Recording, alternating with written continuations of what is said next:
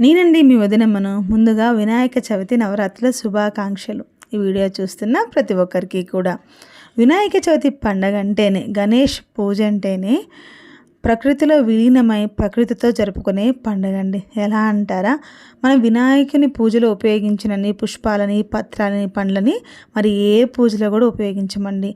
అన్ని రకాల ఆకులు, పత్రాలు, పుష్పాలు, పండ్లతోటి మనము ఈ పూజని జరుపుకుంటాం. మనం వినాయకుని ప్రతిమను కూడా మట్టితోనే తయారు చేస్తాము. పూజ అనంతరం వినాయకుని కూడా నీటిలోనే నిమజ్జనం చేస్తూ ఉంటాం. ఇది మొత్తం కూడా ప్రకృతిలో విలీనమై మమేకమై చేసుకునే పండగ అని ఎంతో గొప్పగా చెప్పుకోవచ్చు. ఇంత పవిత్రంగా, ఇంత గొప్పగా చేసుకునే ఈ పూజలో మనం ఎంతో శ్రద్ధగా పూజించే, ఎంతో పవిత్రంగా పూజించే తులసి ఆకులను ఈ పూజలు ఎందుకు ఉపయోగించరు, దాని వెనకాల గల కారణం ఏంటో ఈ వీడియోలో తెలుసుకోబోతున్నామండి. ఇంకా గణపతి దేవుడు బ్రహ్మచారిగానే ఉండిపోదాం అనుకున్నాడట. ఎందుకు గణపతి దేవుడు వివాహం చేసుకోవాల్సి వచ్చింది అనే విషయాన్ని కూడా ఈ వీడియోలో తెలుసుకోబోతున్నాం. ఇంకా ప్రతి ఒక్క హిందువులు కూడా దేవతల్ని దేవతామూర్తి రూపంలో, పట రూపంలో మనం పూజిస్తూ ఉంటాం. కానీ తులసీమాతను మొక్క రూపంలోనే ఎందుకు పూజిస్తూ ఉంటాము, మూర్తి రూపంలో ఎందుకు పూజించము, దాని వెనకాల గల కారణం ఏంటో ఈ వీడియోలో అన్ని విషయాలను క్లుప్తంగా తెలుసుకుందామండి.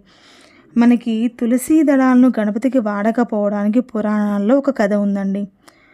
హంసధ్వజుని పుత్రుడైన ధర్మధ్వజునికి విష్ణువు అంశ వలన కలిగిన సంతానమే తులసీమాత. ఈమె గంగానదీ తీరంలో వ్యవహరిస్తున్నప్పుడు అటుగా వచ్చిన గణపతిని చూసి మోహిస్తుందట. తను వివాహం చేసుకోమని గణపతిని అడుగుతుంది. అందుకు వినాయకుడు ఒప్పుకోకపోవడంతో కోపోద్రిక్తురాలైన తులసీమాత గణపతి దేవుని శపిస్తుంది.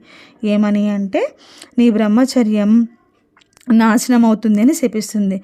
అందుకారణంగానే మనకి గణపతి దేవుడికి వివాహం జరగడం, పిల్లలు కలగడం జరుగుతుందండి. దీనికి ప్రతిశాపంగా వినాయకుడు కూడా జీవితాంతం రాక్షసునికి బందీగా ఉండిపోమని ప్రతిశాపం ఇస్తాడు వినాయకుడు. అయితే ఆ శాపాన్ని భరించలేని తులసి వినాయకుడిని వేడుకోగా విష్ణుమూర్తి వలన విమోచనం పొంది తులసి వృక్షంగా వచ్చి పూజలు అందుకుంటామని అనుగ్రహిస్తాడు తులసీమాతను. ఆ తర్వాత తులసీదేవి బ్రహ్మదేవుని వరంతో శంఖచూడు అనే రాక్షసుని వివాహం ఆడుతుంది. ఈ రాక్షసుడికి కృష్ణ కవచం ఉండడం వల్ల ఎంతో గర్వంతో ఉండేవాడు. అదే గర్వంతో దేవతలందరినీ పీడిస్తూ బాధిస్తూ ఉండేవాడు.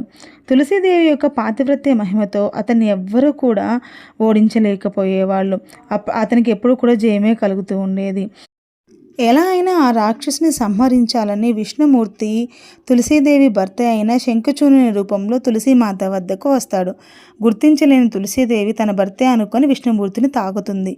అంతటితో తులసీదేవి యొక్క పాతివ్రత్యం నశిస్తుంది. విష్ణుమూర్తి రాక్షసుని సంహరిస్తాడు. దాని తరువాత శ్రీహరి వరంతో తులసి మొక్కగా అవతరిస్తుంది.